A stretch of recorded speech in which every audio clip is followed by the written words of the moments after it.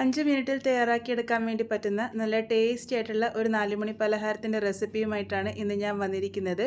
ഇതുണ്ടാക്കിയെടുക്കാൻ വേണ്ടി പോകുന്നത് നല്ല പഴുത്ത നേന്ത്രപ്പഴം ഉപയോഗിച്ചാണ്. ഇതെങ്ങനെയാണ് ഉണ്ടാക്കുന്നതെന്നൊക്കെ നമുക്ക് നോക്കാം. അതിന് മുന്നേയായിട്ട് എൻ്റെ ചാനൽ ആദ്യമായിട്ട് കാണുന്നവരാണെങ്കിൽ ഞാനിടുന്ന വീഡിയോസ് നിങ്ങൾക്ക് ഇഷ്ടമാവുന്നുണ്ടെങ്കിൽ ചാനലൊന്ന് സബ്സ്ക്രൈബ് ചെയ്ത് സപ്പോർട്ട് ചെയ്യാൻ മറന്നു പോകല്ലേ. സബ്സ്ക്രൈബ് ചെയ്യുമ്പോൾ തൊട്ടടുത്ത ബെല്ലൈക്കൺ പ്രസ് ചെയ്ത് ഓൾ എന്ന ഓപ്ഷൻ എനേബിൾ ചെയ്യുകയാണെങ്കിൽ ഞാനിടുന്ന വീഡിയോസിൻ്റെ നോട്ടിഫിക്കേഷൻ നിങ്ങൾക്ക് കിട്ടുന്നതായിരിക്കും. ഇതുണ്ടാക്കാനായിട്ട് ഞാനിവിടെ നല്ല പഴുത്ത നേന്ത്രപ്പഴമാണ് എടുത്തിരിക്കുന്നത്. 3 ചെറിയ വലുപ്പത്തിലുള്ള പഴമാണ് ഞാൻ എടുത്തിരിക്കുന്നത്. വലുതൊക്കെ ആണെങ്കിൽ 2 മതിയാകും. ഇതുപോലെ കട്ട് ചെയ്തിട്ട് ഒന്ന് മിക്സറിൻ്റെ ജാറിൽ ഇട്ട് കൊടുത്തിട്ടുണ്ട്. ഒരല്പം കേടൊക്കെ വന്നിരുന്നു. അപ്പോൾ ഏകദേശം 2.5 പഴം മാത്രമേ എനിക്ക് കിട്ടിയിട്ടുള്ളൂ. അപ്പോൾ ഇതിലേക്ക് ഇനി 3 ടേബിൾ സ്പൂൺ പഞ്ചസാരയാണ് ചേർത്ത് കൊടുക്കുന്നത്. പഞ്ചസാര നിങ്ങളുടെ മധുരത്തിന് പാകത്തിന് മാത്രം ചേർത്ത് കൊടുത്താൽ മതി.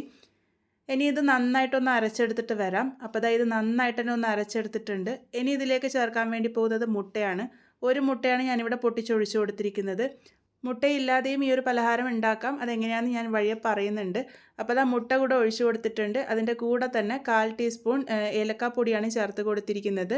ആ ഒരു മുട്ടയുടെ മണമൊക്കെ മാറാൻ വേണ്ടിയിട്ടാണ്. പിന്നെ ഒരു നല്ല കളർ കിട്ടാൻ വേണ്ടിയിട്ട് 1/4 ടീസ്പൂണിൻ്റെ പകുതി അളവ് മഞ്ഞൾപ്പൊടി കൂടി ഇട്ടിട്ടുണ്ട്. എന്നിട്ട് നന്നായിട്ട് തന്നെ ഒന്ന് അരച്ചെടുത്തിട്ടുണ്ട്. ഹൈ സ്പീഡിൽ നന്നായിട്ടൊന്ന് അരച്ചെടുത്താൽ മതി. അതിനുശേഷം ഇതിലേക്ക് മൈദയാണ് ചേർത്ത് കൊടുക്കുന്നത്. 1/2 കപ്പ് മൈദയാണ് ഞാനിവിടെ ഇട്ട് കൊടുത്തിരിക്കുന്നത്. നിങ്ങൾക്കിത് മൈദയിലോ ഗോതമ്പ് പൊടിയിലോ തയ്യാറാക്കി എടുക്കാവുന്നതാണ്. ഞാനിപ്പോൾ ഇവിടെ സാധാരണ നമ്മൾ പഴംപൊരിയൊക്കെ തയ്യാറാക്കുമ്പോൾ മൈദയിലാണല്ലോ തയ്യാറാക്കി എടുക്കാറ്. ആ ഒരു രീതിക്ക് തന്നെയാണ് തയ്യാറാക്കി എടുത്തിരിക്കുന്നത്. അപ്പോൾ ആദ്യം 1/2 കപ്പ് ചേർത്ത് കൊടുത്തിട്ടുണ്ട്. നിങ്ങൾ ഉപയോഗിക്കുന്ന പഴത്തിൻ്റെ വലുപ്പമൊക്കെ അനുസരിച്ച് മൈദ ചേർത്ത് കൊടുക്കുന്നതിൻ്റെ അളവിൽ വ്യത്യാസം വരും. എനിക്കിപ്പോൾ ഇവിടെ 1/2 കപ്പ് മൈദ മാത്രമേ ആവശ്യമായിട്ട് വന്നിട്ടുള്ളൂ.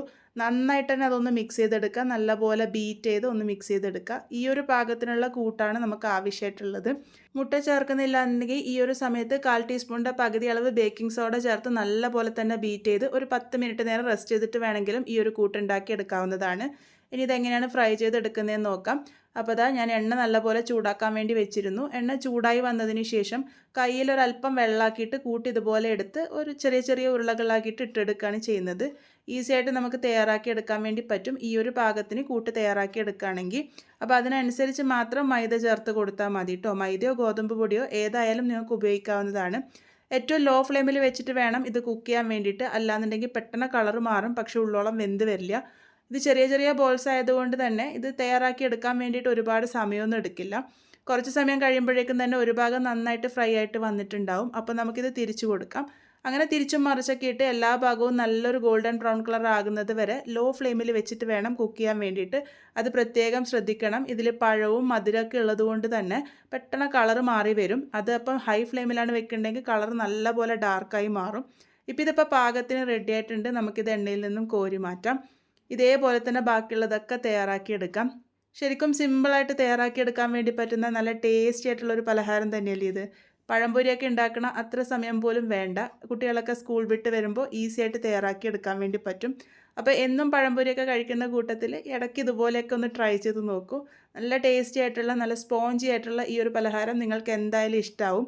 പഴം ഇഷ്ടമല്ലാത്ത കുട്ടികൾക്കും ഈ ഒരു രീതിക്ക് ഉണ്ടാക്കി കൊടുക്കുകയാണെങ്കിൽ നല്ല ടേസ്റ്റി ആയിട്ട് അവർ കഴിച്ചിട്ട് പോയിക്കോളും. അപ്പോൾ എന്തായാലും ട്രൈ ചെയ്ത് നോക്കൂ. ഫീഡ്ബാക്സ് ഒക്കെ പറയാൻ മറക്കരുത്. വീണ്ടും ഒരു നല്ല റെസിപ്പിയുമായി കാണാം.